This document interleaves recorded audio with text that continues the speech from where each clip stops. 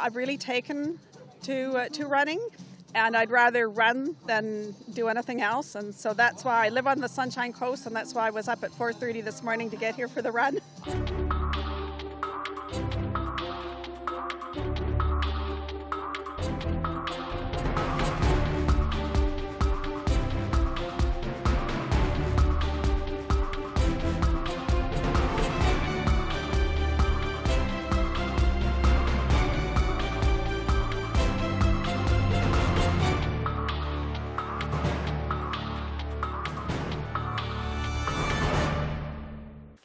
Welcome to another in the series of special edition presentations of Run With It. On today's show, we'll be hearing from two international voices of fitness and race announcing. What's very special about both men is their practice what their preach lifestyles. In our first interview, we caught up with the very busy John Stanton, founder of the Running Room and author of the book Family Fitness. And in our second interview, we talked with international competitor and the renowned voice of racing, Steve King. So let's run with it. John, congratulations on your book, Family Fitness. So why is there a need for this book? Well, Christine, if you look across Canada and across North America, everywhere I go and I'm speaking to people about fitness and wellness and nutrition and activities. But you know, the paramount concern across Canada and across North America is childhood obesity rates are on the rise. We see it continually, and those rates continue every year to increase. We see it with the healthcare people who are telling us that, you know, we've got diabetes with their children, we've got cardiac incidents happening with their children as a result of the obesity concerns. When I go across North America, I also look at playgrounds and I see them vacant. I also look at the fact that, you know, kids are not engaged in some fundamental sports that we used to do that created not only sporting activities and physical fitness and the empowerment that comes from exercise, but also the team building that came and as a result of that.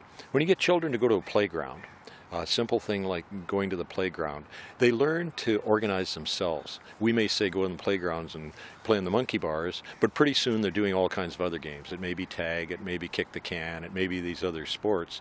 But we need to reintroduce that to them. It creates that creative, intuitive thinking for them, gets them thinking about working in a team environment. And these are the types of things that we need to educate not only children on, but more importantly, families. My biggest concern is the childhood obesity rates, but when I look at it and try to identify where's the result, because we all know the information, it's nutrition and activity, it's the fact that we're all addicted to our PDAs, you know, regardless of what they are. All of us like that aspect of it, kids like it, and sometimes it's also affected by affordability. Some of the team sports that we used to play, games like hockey, even soccer, and some of the what at one time were affordable sports are now becoming sports of the rich and wealthy. And our society is disjointed. We have this upper echelon that can have, if they have 2 kids or 3 kids, it becomes very difficult for most families to have the affordability to get them into team sports. So we need to say, well, how do we reintroduce that? And I think the secret is in the family unit. We need a return to family gatherings. We need families to gather at supper. And at supper, they not only improve the communication, turn the PDAs off while you're having supper. You know, it just means that you don't converse on a PDA while you're having supper. Find out how their days were. You tell them how your day was. And it will allow that family unit to bond a bit. You can take them out, and after the family supper, go for a walk. Go in a park like this and walk along in the park. And then you can play fun games. Say who's going to find the boat with the most unique name. And kids, whether they're little ones or big ones, can have fun with that. They're going to be inspired, and you know what little kids are like. They're going to race around trying to check the names on the boats and trying to find something that's very unique. And in doing so, we're going to introduce children to the joy of playing. And along with that, if it's a family unit, if it's around the family gathering, we'll get the parents active too, which in some cases is really vital. And we'll also maybe get the grandparents, which is in Canada and US, is where that double pendulum of problems are. It's with childhood obesity rates and the aging baby boom. So getting grandparents engaged is a good thing too, because grandparents can be part of the mentoring, or they can be part of the solution. They can be out there, and hopefully the kids can mentor them into getting more active. You know, I got into my sport of running thanks to my family. It was my children who inspired me and motivated me, brought me to a local road running event that I had no idea what they were about. I went to this first one and I was a smoker. I was 238 pounds. I was out of shape. But because my one child had asked me to come and run with them, I went and ran with them. And it was a pivotal turning point in my life. It allowed me to change all of my nutritional habits. I was a smoker. I was able to quit smoking. I became much more responsible for my own wellness. And it was my children who really were inspiring factors for me. And what this book is about the family unit inspiring each other. And it may be the child inspiring the parent or inspiring the grandparent, or it may be the grandparent that takes the lead on this, and the grandparent says to their second generations and third generations, I think it's time we did some things as a family. Well, here's a guideline on some of the things you can do that involve that family unit that will at the same time contribute to their physical, their mental, their emotional well-being. And you know, when I go through neighborhoods in Canada and the US, what I look at is the playgrounds. They're empty. And they're empty because we feel they're vulnerable places for our children to go to. We no longer send our children to playgrounds. And yet, at the same time, we want them going to the playgrounds because not only do they learn playful, joyful activities, but they also learn the art of engaging each other and working as a team. So, you know, we need to get back to playgrounds. We're afraid of playgrounds because of the instant gratification we get from our electronics today, where we know the news that's happening around the world. But yet when I talk to city police chiefs across North America, they're telling me the same thing, and that's crime rates are actually lower. Crime rates in our parks are lower than they've ever been. They're safe places to go. Kids will learn all kinds of things while they're in the playground, so we need to get back. You know, if you look, think in your neighborhood, when was the last time you saw a child playing hopscotch? When was the last time you saw them playing tag, kick the can, you know, skipping, the simple art of skipping? You used to see kids with skipping ropes out there skipping in the neighborhood. You know, it's very odd to ever see that anymore. And yet there's a very affordable sport for kids to do. You know, there's an economic issue here that affects a lot of families as to how do we engage our children in sport, because we simply can't afford it. Raising families and housing and all these other pressures that are on us today make it very difficult. But yet if you look at most of the sports, and in the book I've tried to give them some ideas here that are very affordable. These are things that you can do that will be fun, and they're fun for the whole family, because I really think nurturing this healthy, lifelong attitude towards fitness, towards nutrition, towards that building of a team environment in the family unit will carry them through into success into life, because we know that it's fitness that is important in lifelong learning. We know that nutrition is important in lifelong learning, but we also know the value of teamwork. Teamwork is what makes success, whether it be a hockey team, whether it be a business unit, whether it be a family unit, whether it be a community unit that's there.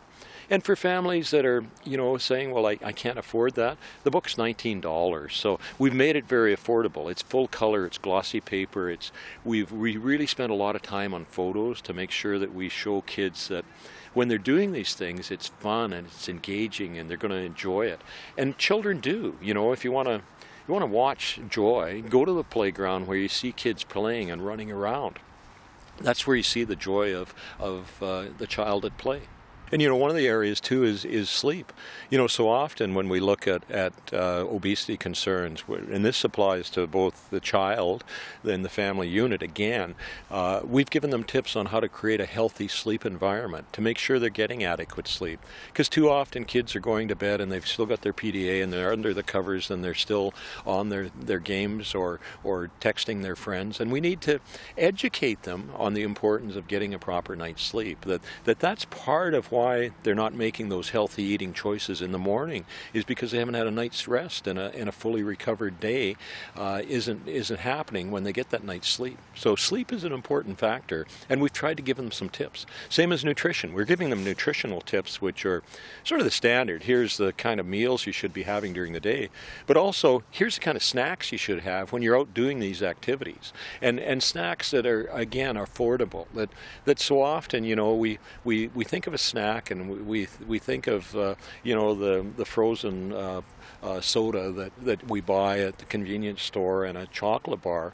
But yet, you can discover that you can pack a lunch and have some carrots and a dip and some very healthy snacks. And children are no different than adults. Once we educate their palate to healthier eating, they start craving those kind of choices. All of a sudden, they'll want a dip with carrots and some broccoli and cauliflower, and they'll find that as exciting to have as they would that chocolate bar, providing we educate them and gradually introduce it. And it's like everything in life. We have to go through an adaptation phase. And we don't expect kids to change and parents to change and families to change immediately. But here's a book, here's the resource center, and if they can go to that resource center and use some of that material to come back and say, how do I use that in our daily lives? This is my 10th book, and I can tell you that when Don and I wrote this book, and when it came to photo selection, we agonized over it. We also drove the people who were doing the layout and design crazy, because every time we had it, I'd come back and say, no, I got a different picture. We got to use this photo instead of another one. And we wanted photos that would engage and motivate and inspire. But at the same time, when I looked at my previous books, I'd only sort of looked at them as there's an inspiring, motivating picture of a runner. And because of who I am, and I'm only looking at it as the runner, I never really thought, was that a man, was that a woman? Did that have some sort of visible minority representation in it? Did it have the social economic representation? I didn't think about that. But in this book, I thought it was vital that we make sure that it's all inclusive, because that's what healthy living is. It's all inclusive. And sometimes where the most need is in some of our inner city and in some of our Aboriginal communities, as an example, where, the social economic challenges that they're faced, we need to give them an affordable means of proactivity. There's lots around, and lots of federal, and I'll pick on both Canadian and American federal government, have lots of initiatives, but they're marketing initiatives. They talk about stuff, they don't give people the resources to actually do stuff. And I think what the book is, it's a very affordable. For $20 you can get your family on a year-round program, and I think that's pretty affordable for most families. The problem with our government institutions, they move at the pace of a snail, and it's more about marketing, it's more about smoke and mirrors. This is more some real, simple, but concrete examples of how to initiate the proactivity that says we're going to initiate some positive lifestyle changes. And this book promotes physical literacy, which is what it's about. Well, it is, and again, if you look at even the layout of the book, we laid it out so that we could sit there. If you and I are the mom and dad, and we've got 2 children, we're going to share it. We can open this book on the kitchen table and say, here's what we're going to do, or here's why it's important for sleep, and here's a picture of a child at sleep, and here's the kind of environment, and here's why we're creating that environment, because children are no different than adults. If you want to teach children, treat them like an adult. And if you want to teach an adult, provide them the information, the clarity of why you're doing something, and they'll do it. And children are the same. They want to do that. But, adults and kids are the same, too. We've got to keep it fun. If you want to motivate an adult or a child, you also want to make it fun and enjoyable and inspiring at the same time.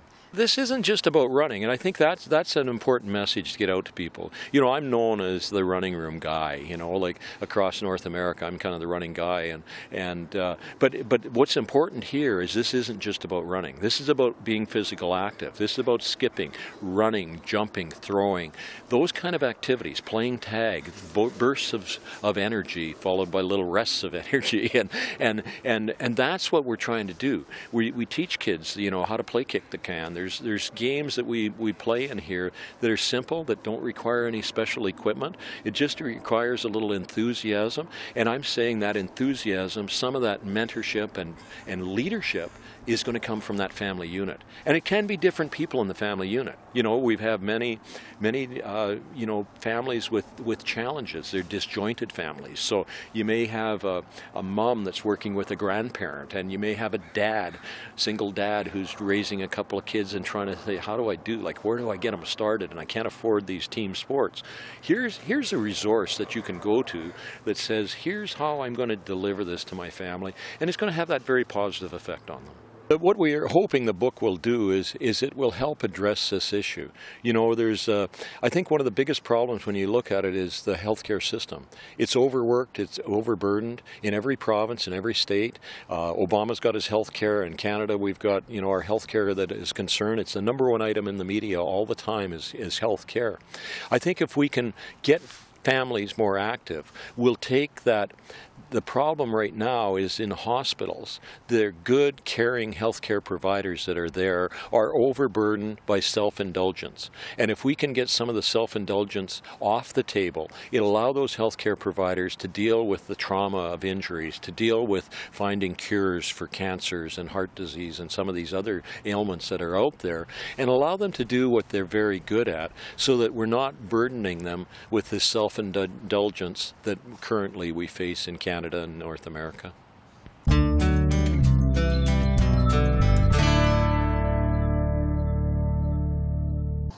Over 1,000 runners will be participating in the Turkey Trot, and I'm wearing the first annual Turkey Trot t-shirt. Man, I ate way too much turkey last night. The tryptophan is still in my system. You may want to hang out a little bit towards the back. Well, it's our 15th annual event, and there's 1,200 people this morning. And is that the biggest turnout? We usually have about that same number every year. I think, you know, we get new people who do it, and people have been doing it 15 years. I see your shirt is one of the originals. So it's really one of those great family Thanksgiving traditions. And how is your run different from other runs? Well, this is a fun family event. So it's Thanksgiving weekend. We're here to support the food bank. And obviously part of the whole idea of the Turkey Trot, Granville Island Turkey Trot, was to provide opportunity for people who are less fortunate. So it's a big fundraiser both for money and food for the food bank. And it comes obviously at an important time, which is Thanksgiving. Why are you running in the Turkey Trot? Well, about 3 years ago, I lost my son, and just before that he convinced me that I should be doing something really active. So I run for the fun of it and in his memory, and this would be I think it's my 4th Turkey Trot.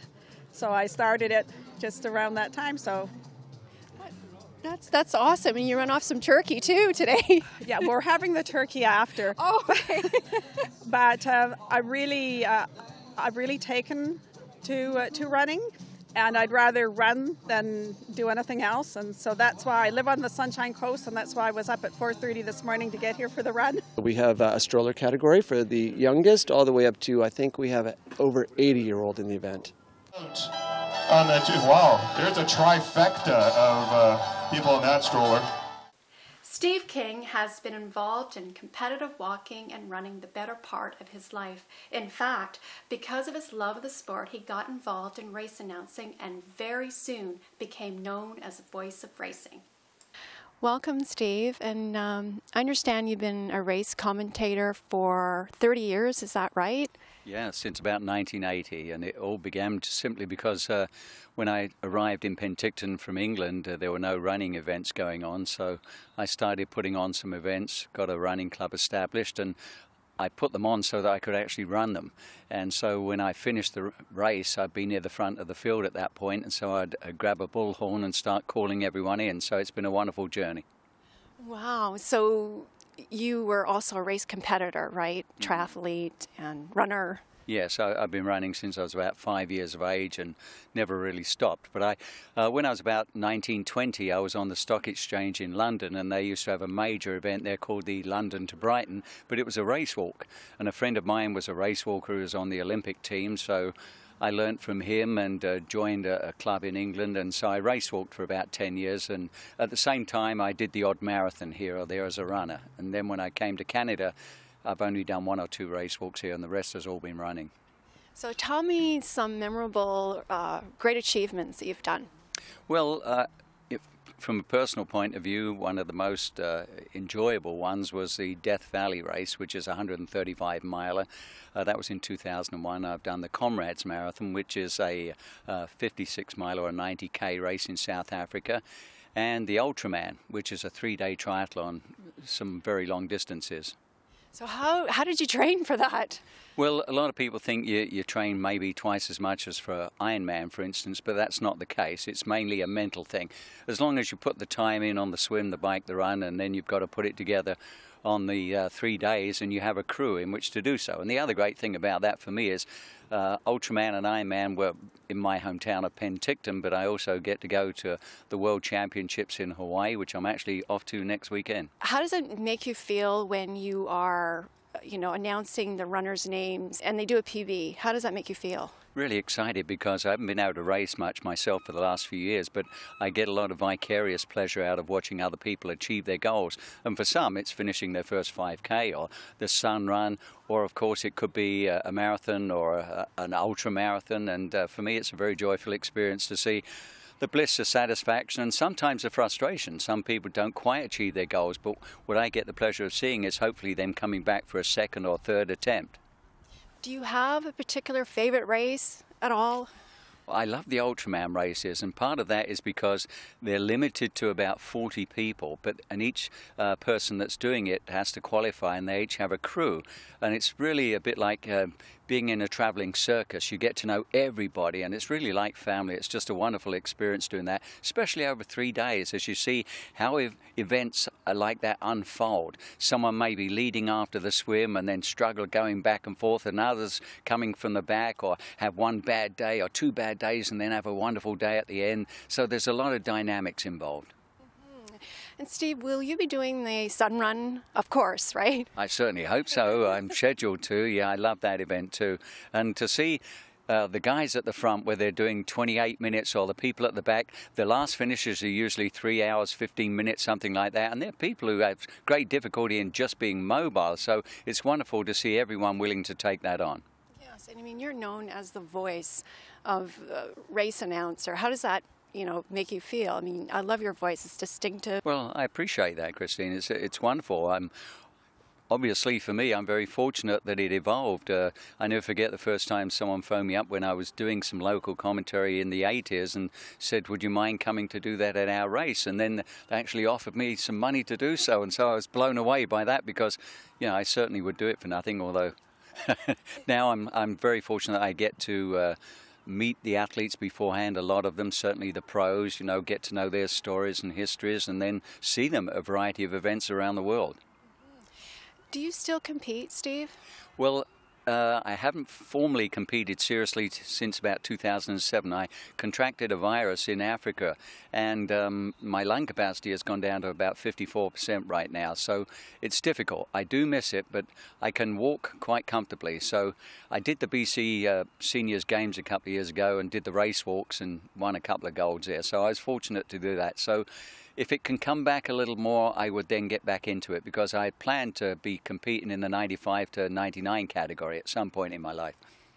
Do you have any tips for someone who wants to start a marathon or a triathlon? Well, one of the great things today, and probably for the last 20 years or so, is the fact that many running stores have the programs now that are out there. We've learned over the years, you go back to the 50s or 60s, and such was the case for a marathon, for instance, where few people realized just how necessary a good nutrition program was. When I first started doing marathons, there was either no aid stations or maybe one, and you were considered a bit of a wimp if you used the aid station. Now, of course, things are a lot different. People learn how not to bonk, so they're strong at finishes. And I like your quote here, and I'm going to read it. It says, "I'd rather be seen for who I am and be alone than to be accepted for someone I am not and be lonely." Can you tell me a little bit about that? Well, I love that quote. It was a guy called Brock Tully, who's well known in Vancouver, and I've had that on my website for a long time, as well as on my board at my office. I'm actually a clinical counselor. That's my full-time job. And so I see a lot of people who use drugs and alcohol, or have major traumas, or have fears, phobias, anxieties.